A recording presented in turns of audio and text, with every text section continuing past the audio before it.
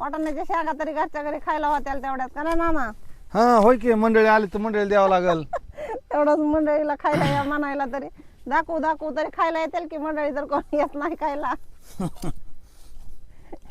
येणार का वाटाण्याची शेंगा खायला? मग वाटाणा लावाय चालू आहे तशी. शेंगा आलीस तरी बोलव. हो का? नाहीतर वाटाणा न्यायला या उसळीला.